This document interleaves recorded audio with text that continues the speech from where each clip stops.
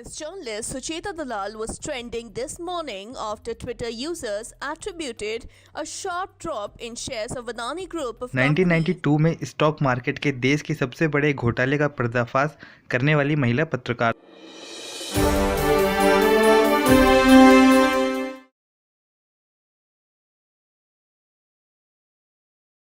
So, in fact, we are in a fairly worrying situation. So we've gone from a stage where, newspapers or the BBC, it was must read. People were reading it in the morning. So is it replaced by anything credible? No. It is replaced by hearsay and, influencers and whatever, paid media, which is paid by somebody with a vested interest. And I think we're living in a world where, for an ordinary person, if they are not discerning, if they're not careful, they are only going to have misinformation, because the effort to get the correct information is a lot more than it ever was. If my karma is good, all the good things will happen to me. I don't need to participate in this. And if at all I want to do anything, I will go and chadao a chhatri and a har and a puja and whatever to the temple. And one of the things you realize that nothing happens without serious activism, taking it up in a, sensible manner from step by step. So, hello everyone. I bring to you a dialogue with Sucheta Dalal. For the past 30 years, Sucheta has been a champion of the rights of small investors. As a journalist, as an activist, as a writer, and as a trainer. She worked at Times of India as financial editor, later at Indian Express, and then started MoneyLife, an online magazine, with her husband Devashish. Together, they also run an NGO called MoneyLife Foundation, where they train people to take responsibility for their financial well-being and vigilant about how institutions serve their interests. We talked about a wide range of issues, about flaws in the systems, about the scams she exposed, about how she helped small investors, about general impact of information technology on people's ability and willingness to take responsibility for their own well-being, knowledge, and consciousness. She talks about privacy. And finally, she shares a little secret about how to be happy in life. So I share with you a conversation with passionate, energetic, relentless Sucheta Dalal.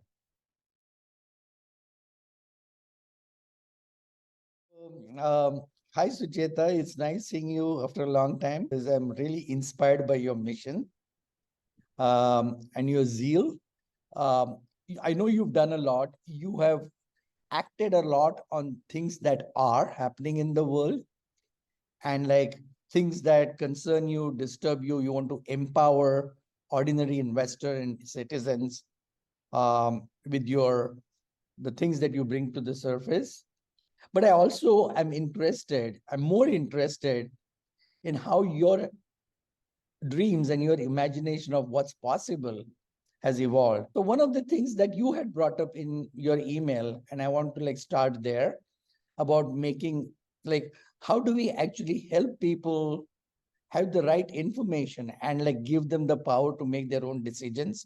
And in your space, it's about investors. But in that context, I want to say something. So I found Google. We all use Google, right? When we have a question, we search on Google. Their mission is to organize the world's information and make it universally accessible and useful.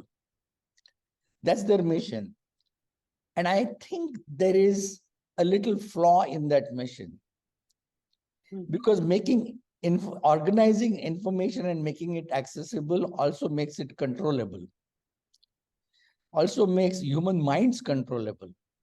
And in the era of AI and digitization, I think what I'm saying is people are losing their autonomy, their free will, their consciousness of the world, and they are relying more and more on the information that's dished out to them. So my first question to you is, in your dream world that you envision, a perfect world, what is people's relationship with information and insight that allows them to have a free will and the power to shape their own decisions? Okay, you start with a really tough question, and I must admit that I have no answers. But like everyone else, it's an issue that we have thought about a lot, especially because I came into journalism in the 80s. And, we've seen the whole curve from, using typewriters. You couldn't be a journalist unless you knew typing. Okay. So that was a skill that was desirable to be a journalist. And then from there, moving on to computers and then the internet. And, today, the kind of explosion there is of information. And yet, what we find, and our biggest challenge, is that people don't want to use it. So while Google may have this mission, it's going to be defeated by people's reluctance to use it. So, they may organize, they may control, but look at what is happening in India today. I mean, most of the time when we're talking to people, we are saying that you're getting most of your information and disinformation from what we call WhatsApp University.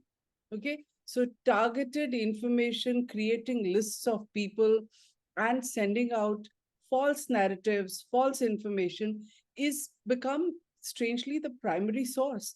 And so for someone like me, who, I remember in the 80s when I was new, my parents are doctors, okay? And we had absolutely nobody in the family in business itself, forget about business journalism. So when I came, I chose business journalism, crazily enough, because my background was stats and maths, and my brother was doing his MBA, and he said, look, with your background, go into business journalism. And everything was a learning curve. Corporate houses, the groups, especially groups like, say, the Birlas, where their companies are not all called Birla, unlike the Tatas, it's Tata Steel, Tata Motor. It's not like that with the Birlas. So even getting information, you had to maintain your own clippings. You had to keep going to libraries. Getting anything was difficult. So I, all the time feel that today's youngsters, Gen Z and whatever, are so lucky, because all they have to do, you call me and I don't know who you are. Even as you're talking to me, I can Google you. And as we are speaking, I know about you. I'm pretending to listen to you, and I'm actually doing a search, which people my generation seem to be doing, because we realize the importance of needing to know. While I find that so many youngsters do not want to Google. I mean, it's so funny that you talked about Google as the example. And I mean, sometimes even irritatedly when I'm responding to tweets, I keep telling them, for heaven's sake, just Google, right? Whether it is a narrative about you're doing a personal attack on me, and which happens a lot, the trolling, then at least look it up, right? Look up facts. And that's not happening. So, in fact, we are in a fairly worrying situation. So, we've gone from a stage where, newspapers or the BBC, it was must read. People were reading it in the morning, to, any newspaper vendor will tell you in India that people have stopped buying, and big decline has happened after COVID, where it wasn't there. People got used to it not being there. So is it replaced by anything credible? No. It is replaced by hearsay and, influencers and whatever, paid media, which is paid by somebody with a vested interest. And I think we're living in a world where, for an ordinary person, if they are not discerning, if they're not careful, they are only going to have misinformation, because the effort to get the correct information is a lot more than it ever was when we were growing up, or even for the first decade or more of my journalism. So also on that, I have a question. Uh, Information is easily accessible, still people don't want to make the effort for it. Is it because they've lost curiosity, or is it they've become lazy, or is it that they have been hypnotized by false information? Where is the problem? So I think the problem is in how information is being controlled by people with a vested interest. So who is the vested interest? Now, if you're going to seek out information, you have to start with a clear mind that I want to know a subject, a person, geography, some historical background, and I'm going to look for it in the right sources.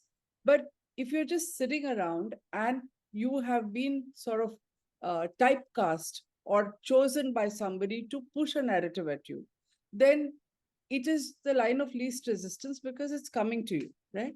So, what are the kind of narratives that you will get? Political parties, because they want to, their propaganda. So they have different ways in which to get lists of people, create WhatsApp groups, create influencers. The second is the corporate world. I mean, they are using it so successfully that every corporate house today, every industrialist, even at an individual level, has a digital team working for them, right? So anything that you write, the narratives are already shaped. Look at how advertising is working. Even they don't necessarily need a Facebook, kind of medium in which to advertise. They are doing it maybe when they're new, but they're finding ways to get lists and get WhatsApp groups by creating these individuals who are known as influencers. And these influencers with absolutely no sense of ethics or a moral compass for a payment are creating whatever narrative that you want. It can be like in the form of a joke, it can be in the form of a reel, it can be in the form of play acting. And this is coming at you. So when you're already bombarded with it, and when it's done professionally, a lot of times it's more engaging. So what is your incentive to go out and look for something when you feel that you already know it? I've got up in the morning and on some major thing that's happened, my WhatsApp messages are full of information or disinformation, and I think I know everything. So why would I seek it out? And it's dangerous. But I want to bring up another point, because this is my curiosity is for human capacities. Like, in fact, one of the things that I've been doing dialogues around here in Silicon Valley is about what does it mean to be human in the wake of AI. But I'm not talking about that. The other question I have is, when I was a child, I was growing up, high school student, college student, writing a letter to the editor meant so many things. Number one, I had to take responsibility for correct grammar. If I was writing in Marathi or English, because we read Times of India or Maharashtra Times, they were very particular about the right grammar and perfect. Not anymore. Number two, my civility, my tone of voice. Yeah, because I cared for the norms of expressing the right way and coming across as a good human. Today, when I write, see all the reader comments on the digital media. I read so many of them in your MoneyLife also, the things that you have said and how people attack you. There is no civility left. There is no mindfulness left. There is no thoughtfulness left. Where are we headed? And in this context, whose interests are you championing? Or are we championing? It's a question that I ask myself every single day. So, and it's very sad because I feel that people who are trying to do this, the numbers are dwindling. Okay. So, in terms of how I got into it, I'm a journalist, right? So I noticed sometime in the 90s that when an ordinary person is writing a letter, I'm a business journalist, so I'm only talking about this space. So writing, say, to Unit Trust of India, which was this huge mutual fund at that time, something unfair has happened to them, they would not even get a response. And maybe I, as a journalist, went beyond. It's not my job to forward a letter to Unit Trust of India and say, hey, look, this is your customer. Why can't you look at it? But when it went from me, it got attention and it got a reply.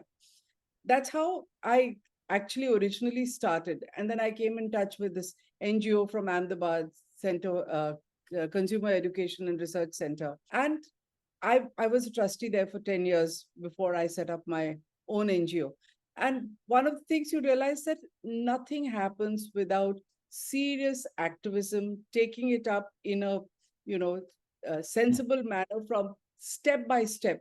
So some of his famous cases were, the 50 paisa public telephone not working. People, I don't even think understand what a public telephone booth was, but it was a 50 paisa coin and it didn't work at a railway station. And he went to the district level and won the case.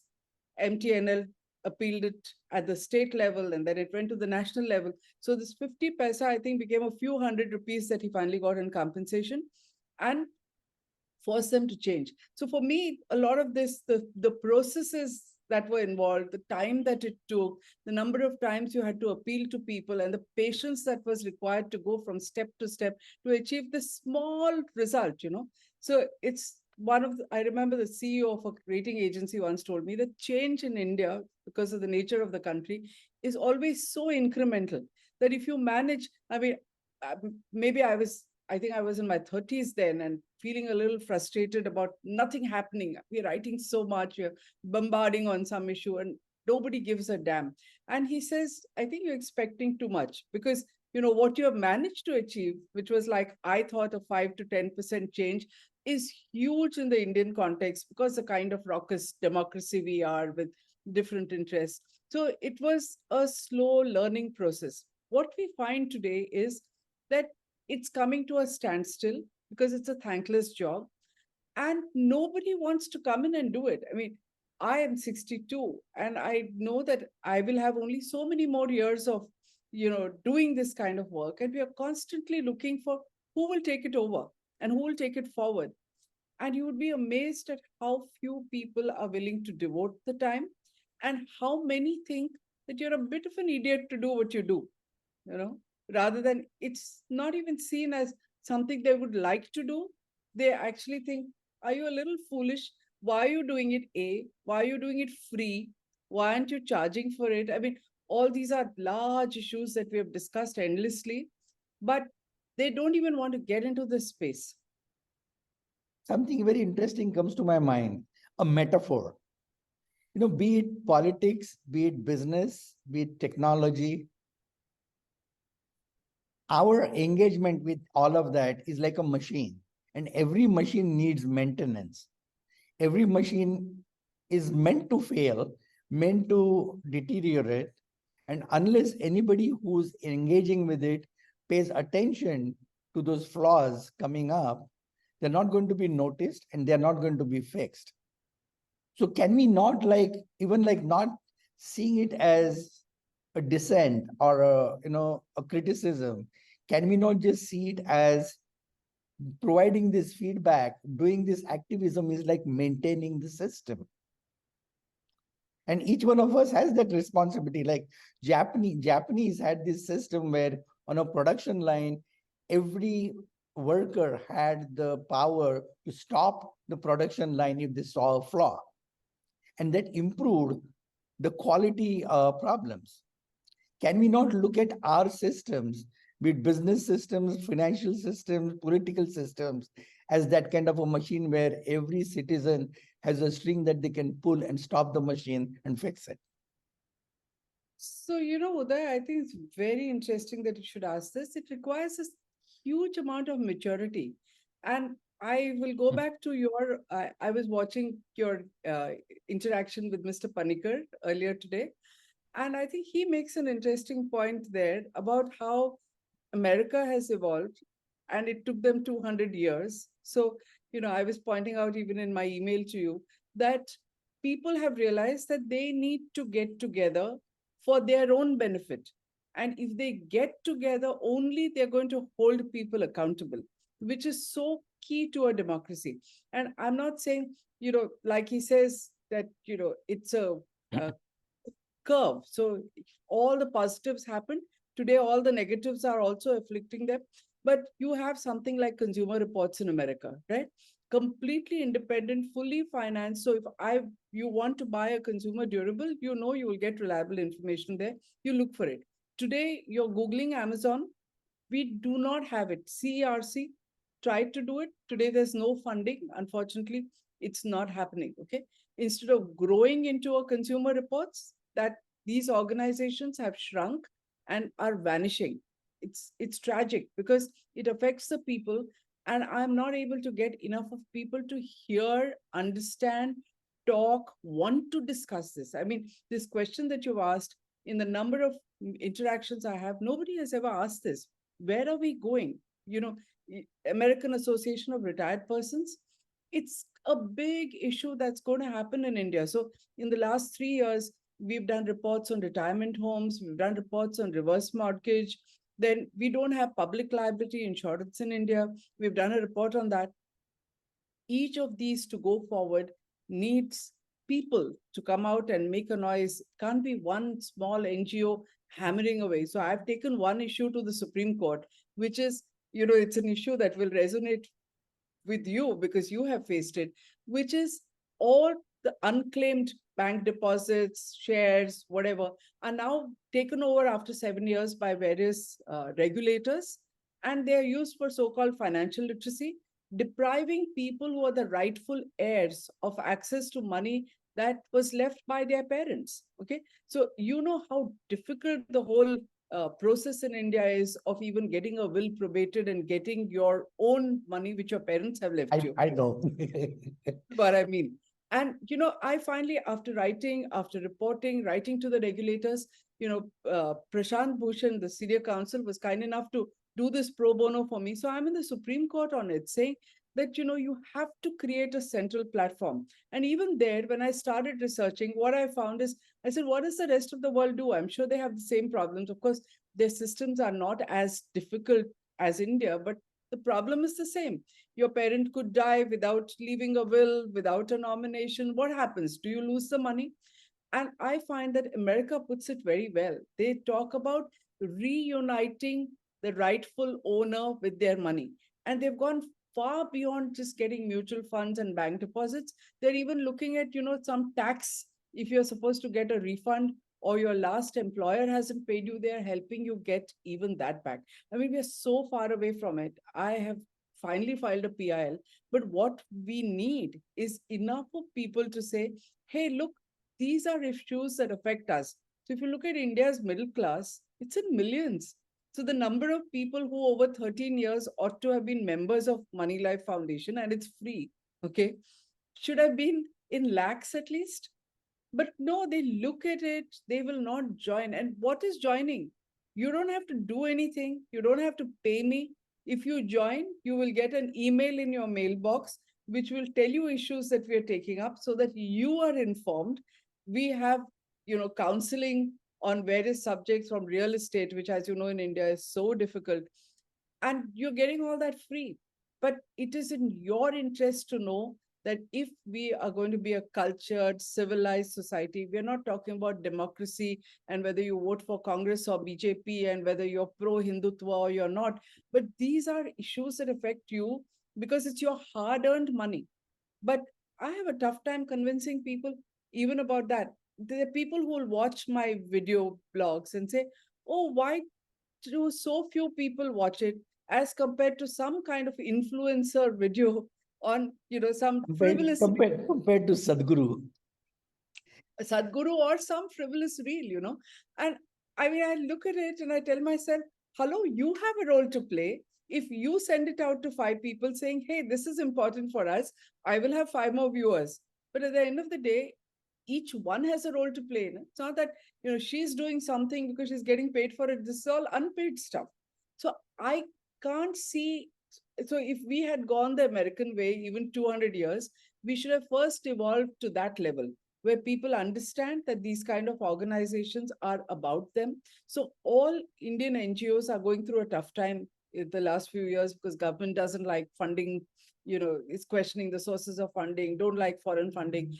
I have frankly no issues with all of that, okay? Because at the core, I believe, at least for my kind of organization, that if I'm helping you, you should become a member. First, the membership is free. If you think it's useful to you, you should donate, whether it's $100 or 2,000 rupees, but it should come from you because you find value in it and you find value in an organization like this.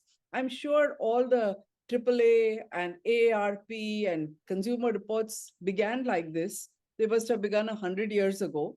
And today again, they are marketing all kinds of products. There are some controversies. I look at it. But I think we are missing that evolution altogether because I can't see that happening. I hope I'm wrong, but I can't see that happening. I have a question for you. At least I know you have been relentless despite all of these adverse conditions prevailing.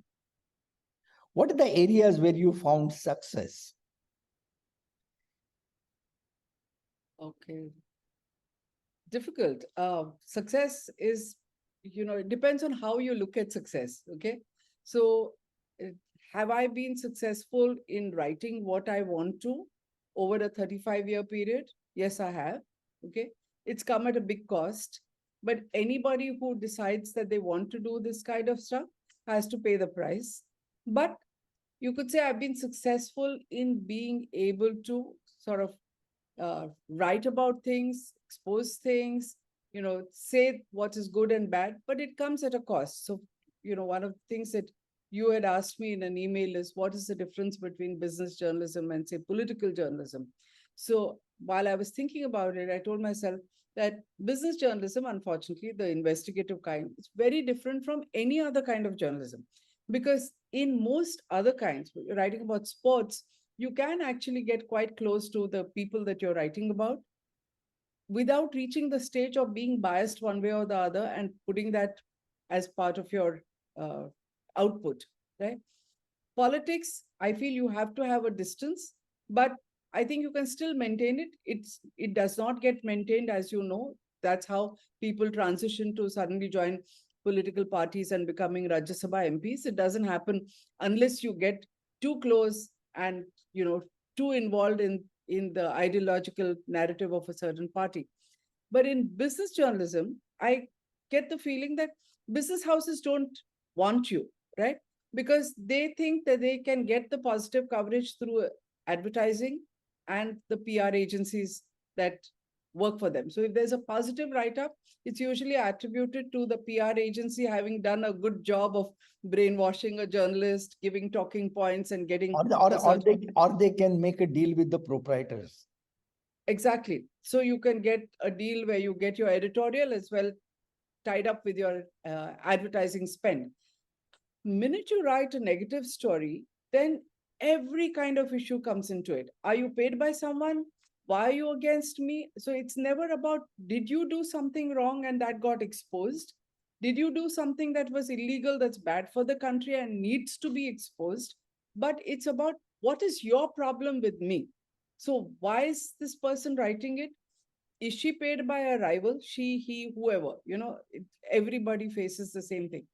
And then how do you stop it? So how do you silence the person? So sometimes it's not easy. It takes long, but invariably it works. So it means that you lose your job, right? And it doesn't stop at that, because these powerful machinery that they have, whether it's now the digital armies, which do the trolling, which put those rude comments that you're talking about. I mean, our own website, the tone with which people ask and the ignorance with which people ask some questions.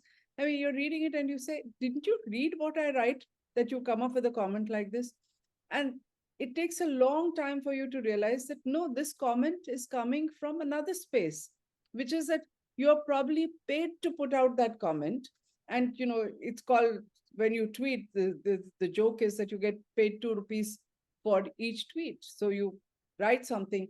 So you look at how difficult this makes the job that we are trying to do, even as an NGO. If I point out to something wrong that a bank is doing in terms of how it's treating a customer, the first 4 comments that I would get on Twitter to that is not customers who are saying that, hey, this happened to me as well. We're talking about, say, a certain bank which is really bad about customer service. The first 4 comments will be, what's your problem? What's wrong with you? I never had this issue. Till you begin to question and you wonder, is the person who told me wrong? Have I got it wrong? And then you realize it takes a long time to realize, no, these are paid tweets. They are. In fact, I was reading all the reactions to your Adani tweet that went famous. Yeah. And there were so many people questioning your motives. Exactly. Not only questioning, I mean, the point is, it's interesting that you should ask that, because, you know, if you are looking at it and you're reading those tweets, it is going to come to your mind that, hey, I mean, is she on the level, or why would she do it? Okay. But just think about it. I mean, I'm in this space which is highly regulated. If I was, every trade that you do, whether it is, you know, taking a short position, many people say, did you have a short position? It is so easily monitored. And if somebody like me had to do it, I mean, you think I'm not being watched all the time? I would be, you know, I would get a notice from SEBI in probably less than 24 hours. And it's so idiotic to ask this question today, unless they also think that, you know, you are sitting with a network of Benami accounts and trading through it, in which case they are sort of, you know, making me out to be so larger than life and so much more powerful than I am. But even that is verifiable, because for heaven's sake, even my income tax returns are probably leaking. So you know very well what I have. By the way, just for record, that famous tweet of yours, did it come out before Hindenburg report or after that? Much before, several months before. So you caused more havoc than that. Okay, I was just joking. Except there were no names. You keep asking me about that tweet, which everyone assumed was Adani. I mean, there's so many aspects to it. I never named any names. I know. And I actually, in my title sequence, I'm going to put that tweet also. And you did not put any person. Then I think the guilt is in the mind, right? no, it's not so much guilt. You know, in fact, I think there is another dangerous angle to it, which I have spoken once before when I was asked on another program. But unfortunately, even the regulator hasn't asked me this, which is that I believe that my tweet, yes, I do have a certain amount of credibility, no matter how much people try to attack it. So somebody just misused it to do a targeted attack on Adani, because I never name names. But if you look at all the responses, almost instantly everybody started saying, oh, you're talking about so and so, so and so, so and so, which went on. And this was on a Friday. Okay, but I tweeted on a Friday. All through Saturday and Sunday, that tweet was going viral. Then I began to get calls on Sunday saying, hey, what is this about? So I said, I haven't named any names. Oh, there's going to be a big issue in the market tomorrow. And I said, why? I mean, it's one innocuous tweet. And I've tweeted about other industrialists like this. It's not created this kind of sensation. The next morning is very interesting. The market opens. There is a huge impact on the market. But what is more interesting is means to say that, oh, one tweet did all this, were ready even before the market opened. And I think somebody was behind it, which needs to be investigated. I was used, and I worry that it was me today, it can be someone else tomorrow. And I was the lightning rod. It was not very flattering, if you ask me, because this is one of those dangers of digital media and influencers and how they can make tweets go viral. It is really dangerous, and it can be used for really doing a lot of harm. And you can get caught in the crossfire. I mean, luckily, I don't trade. I had absolutely nothing to do. So I'm sure people have looked around to see whether I had done it. But if tomorrow someone who had done it actually had some positions, I think they could be in serious trouble. That's true. But just to clarify, you pointed at a systemic flaw, right? Yes. But it stuck to somebody who was in public eye, in public scrutiny also. Yeah. Yes. And maybe somebody was jealous or somebody wanted to like get at them or whatever. Or a rival. Yeah. But even at a systemic level, that issue gained prominence and visibility because of your systemic criticism. Possibly, yes. So you Because did you did cause a positive change there and consciousness that these elements can have deep-rooted impact on the system. nice of you to say that, but if you look at the kind of responses that I got, I mean, I was wondering when I tweeted, the idea was to, draw attention to it. And today, because the number of slap suits have increased so much, without being able, you moved into online trading, everything happens, a lot of it is offshore, as Hindenburg later is pointing out. So it's impossible to get all the proof for a journalist. I mean, today the Securities and Exchange Board of India is going to the Supreme Court and saying, oh, it'll take us long to get it. So do you just keep quiet when you see something happening, or do you tweet it without naming names? I thought that's what I was doing. But, so there was a lot of positive feedback as well. But there was also a lot of motivated backlash. Obviously, you know where the motivated backlash will come. Absolutely. But the truth is, you have credibility from years of relentless exposure to systems flaws. Even when you did Harshad Mehta, it wasn't just Harshad targeted at Harshad Mehta, but those things were happening systematically and at a systems level. Like even going back, I don't know if you were a journalist at that time, but when Swaraj Paul's acquisition of escorts happened, there was a big thing about it also. Absolutely. Were you a journalist at that time? It was in the 80s, early 80s. I just Okay, was so you were not. coming into journalism and reading Anyway, about so I it. want to come back to something interesting that is a part of my curiosity. Is I always want to work with minds and cultivate minds, and that was one of your points. Is how do we need to train people to be more participants in preserving the integrity of the system? And one of the things that helps cultivate minds is metaphors. Unfortunately, in our culture, there are some metaphors that go against our ability to fight systems flaws. Number one, सीधे उंगली से घी निकलता नहीं है. 19-20 का फर्क है. In Karnataka, say they swalpa adjust ಮಾಡಿ. Yeah. All of these things are actually geared towards accepting systems flaws. And I kind of feel that we need to work at a deeper level in inspiring mental models by introducing new metaphors that actually get people to understand that this is not a fight. Only unfortunately, what has happened is that everything has become polarized. So you're for or against somebody, you're not working towards refining the systems.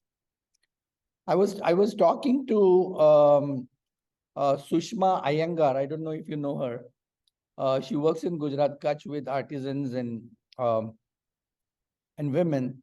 And she was telling me one of her discoveries was working with a group of women belonging to a certain community, that they have become more religious and more fanatical in their belief because they are feeling the systems are failing them. Everything is out of their control. And there's nothing that can improve their sense of security and safety in this universe. So the only person who can actually, they can rely on is Almighty. And that kind of systems failure is turning people into rabid fanatical people also. And she said, these are the people she knew earlier as being reasonable to a dialogue, to a discourse, and they're becoming completely closed and moving deeper into fanatical way of thinking. So this is another symptom of the deeper problem we have. So, you talked about metaphors. What I have noticed and I talk about is this whole theory of karma. Okay. So, I mean, karma is as well known around the world as yoga, right? And, the problem is that we are getting suppressed by our belief in karma because, you look at a lot of books in America and you will again come across lots of people telling you that someone does something good to you, pass it forward, Or like I talk about these videos of mine and I say, if you think it's useful, just spread the word, right? Tell more people. Wouldn't you want others, your family and friends, to benefit from it? But I find that, you can dismiss everything by looking at it as karma. So something good happens to you, it's my good karma. Something bad happens to you, it's your bad karma. You must have done something in your last life. So nobody owes any duty to support and uplift anyone else, pass things forward, help them. The only thing that you will be focused about is, like you said, the Almighty. So the giving that I do will not be for organizations that will be useful for me in terms of holding regulators accountable, in terms of getting systemic change, in terms of making rules better for me. We'll have the tax foundation, AAA, ARP. We will not put money there because if my karma is good, all the good things will happen to me. I don't need to participate in this. And if at all I want to do anything, I will go and chadao a chhatri and a har and a puja and whatever to the temple. So you make a comparison between what the developed nations give in terms of charity and what India gives. The numbers are very low because we make the mistake of looking at what they're giving to charity. If you equate what they do with what they give for religious functions, ceremonies, shanta, and whatever else they do, and directly to temples and on various temple visit, whether it's Ashtavinayak, Kashi Yatra, Vaishno Devi, the amount that Indians spend will be more than what people give away overseas because they're not putting it into the church or There's no record of temple. it. And I think it all revolves around this whole karma thing because I'm constantly appeasing God because I feel that's the only thing that's needed for me to do. Everything will magically work for me. And don't do it, you're going to have bad karma. And that's sad because unless somebody is going to get up and tell people, wake up, you have to help yourself. We look at the Gita very selectively, unfortunately. You are supposed to be a karma yogi. You're supposed to help yourself. That part conveniently forgotten when it's not required. So I'm going to sidestep a little bit because what I'm hearing from you and what I've observed for many years is that even in a monolithic business environment, which is essentially dominated by corporates more and more, who are also acquiring smaller companies and dominating it, your efforts are more towards empowering from the ground up, empowering investors, individual investors, not institutional investors. I don't think you are engaged as much with institutional investors as you are with individual. So I see, if I am not wrong, your focus is more on building it from ground up. Is that fair? Absolutely. So Absolutely. one of my friends who did his doctorate at IIM Ahmedabad, his name is Avinash Paranspe, he asked me to ask you a question. He said, the domination and concentration of big business is increasing in Indian economy. But on the other hand, the startup ecosystem is also growing. First generation entrepreneurs are taking to this startup ecosystem. So do you think, in terms of looking at it, the systemic approach and looking at the future of how this business environment and people's participation in creating a much better environment, functioning, productive, and ethical environment, do you think there is a tension between these two? Growing domination of corporates versus growing spread of startup ecosystem? Which one is? Are you suggesting that the startup ecosystem, because they have set up all these charitable foundations, are more morally and ethically better? Because there I would disagree with you. So, they are no different. In fact, it's more worrying. Just a week ago, my column was on Beju's, right? So, in fact, I have a serious worry about the manner in which they are raising money, and every round of money requires them to indulge in puffery, and one after the other, you're finding so many startups. So, you're talking about the startup ecosystem is very different from what happened in the IT world where, the Infosys and TCS and others grew. But even with these, we've got a defamation suit which is so frivolous and so hilarious and just meant to harass us by one of the most blue chip corporate groups in India. And I mean, I don't even understand the reason for doing it. And it's not, strangely enough, about my article or that of Devashish, but by a auto writer who is world renowned. Okay. And there's nothing that is there, but they've filed a suit. So I don't even know what their worry is or why they're trying to silence him and along with him us. So this is the old world business, but it's no different with the new world. So, you have three. You have the old IT, okay, which is doing global contracts, and then you have the startup system where I think ethics is a big question mark. Okay, and I am even worried about something else because now they're all occupying this NGO space. Okay, and they are able to come. They have just too much of money, and they're able to fund it. And they're writing laws. They are setting up systems, and most of the time their focus is on how to make it easier for the startup world. How do you onboard people? How do you create quick identification and ignore all the negatives that are going to happen? So we've been against, for instance, Aadhaar because it has so many problems, and we've been fighting it even before. So on one hand, you look at it, the architect of Aadhaar is Nandan Nilekani. If you look at him, he's a philanthropist, he's giving a lot of money to charity, but he just did not want to listen. And he didn't have to listen to somebody like me. He had to listen to people in the tech world, real stalwarts in the tech world. And everyone came back and said, no, he's not in listening mode.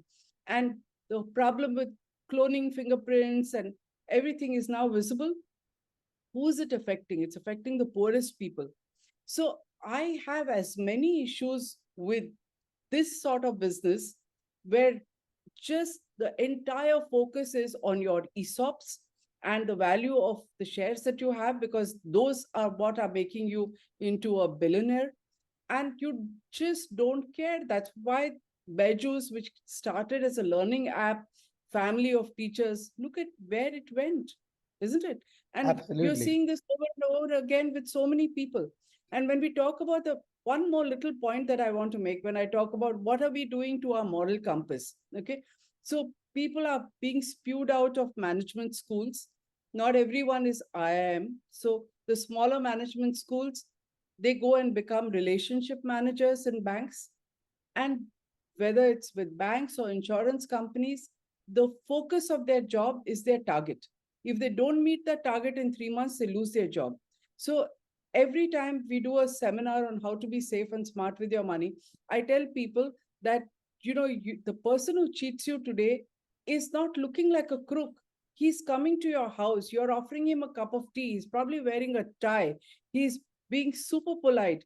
And he's telling you to invest your hard-earned money in absolutely toxic products, which are giving him a high return and letting him meet targets. So I said, when he's looking at you, however polite he is, he's calling you auntie, he's calling you uncle, he just sees you as a target for him to complete his job. And, when I think about the ruthlessness with which these youngsters have been cheating senior citizens, I've seen somebody cheating 80-year-olds. In fact, a friend of mine, his father and father's brother, 81 and 84, okay? They were made to buy insurance products on the pretense that they are doing it, leaving it for their children. And that was a one-time insurance and it was gone. The next year, the guy's cheating them again. Where is the moral compass? You are creating an army of these people, having worked 2 years and doing this systematic cheating as a part of your job. What moral compass are these youngsters going to have? I seriously worry about it, and I have no answers. So is that a problem of the generation, or is it like, again, using another metaphor, the movie Wall Street, where this guy says greed is good? It's good. The point is that is the job they have, right? So I don't know whether it's a generation. It is what business is doing. And now this is how it is done all over the world, is what you're told. So it happens in America, so it happens over here. But that's And, how also subprime mortgage crisis happened, right? Exactly for the same reason, that they were really selling bad products to people. No, and more recently, the big scandal that you had in the US, right? With the Silicon Valley Bank. No, and crypto. Oh, So, yeah. and this whole pretense that, I'm not in it for money and I'm this great philanthropist, but actually you're in it only for the money and you don't bother about the ways and the means as long as it's lining your pocket. And that's a serious worry. So I don't think the startup world or the IT world or they're any anything different. has a better moral compass than the old world. So now you do workshops to train people, to train investors. You call them investors, I'm just calling them people because I don't like to tag people. I call them consumers of financial products. Okay. What is your message to them? Like you have an image of the future that is much better, well-functioning, ethical, moral, and just what the world needs. And it's not crumbling, it's not exploiting anyone. To become a part of that future, what is your message to the people who come to learn from you? So my message is very simple, and that's something that applies to me because Devashish says that I have a very high risk antenna. So I'm always very suspicious, and I keep saying that be suspicious. Don't take anything at face value. Everything you do, you must question. You should ask why. Why is someone selling a product? Is it good for you? Is there any other angle? There's nothing wrong in being suspicious about things because that's the world we're living in. You look at an email, there is a link. Better think twice. You get an OTP, someone's asking you to share information, don't jump at it. And the most difficult of all, which is to avoid greed. And I think that is such a difficult thing for anyone to do. So when we used to do these seminars on how to be safe and smart with your money, people used to joke and say that, you struggle to have 50 people in the room, though it's free and you're offering them a cup of tea and biscuits. If you just put out a board there saying, while the bank FD rate is 12%, I'm offering 18%, there your credibility will work. There'll be a queue of people with checks. Nobody's going to ask you a word. They just come and give you money. And I feel sorry. I mean, it's a fact. I realize that one could do that and collect the money, okay? But this is what is happening. People are offering returns. Nobody wants to think. Just carried away. They're living in cuckoo land. And then it's just wiped out, We talk about compounding. And I keep saying, when you lose your nest egg, what compounding are you talking about? You just push back 10 years. So I have one last question, and this is a nice question to segue into an overall conclusion. You said, don't you want them to be not greedy? So in your imagination, what is an alternative to greed? Very difficult question. It is to be satisfied with what you have. I realize it's very difficult. I had a friend who passed away. I say he's a friend because, he was like our age mentally, though he was 86. And his name was Satyamurthy. And every time you spoke to him on the phone, especially after, he would say, I've lived a good life, Sucheta. I have no complaints. And it's wonderful. He was a bachelor and he lived in a small place in Matunga. But I've not come across anyone who was happier than that. So always, and everybody who spoke about him after his death had only this to say, that his constant was, I have a good life. I have no complaints. And why did he have a good life? He loved cricket. He was deeply involved in cricket training and whatever. He loved music. He knew Guru Dutt. He knew Geeta Dutt. Even before they got married, he was all over the place. He worked in the media.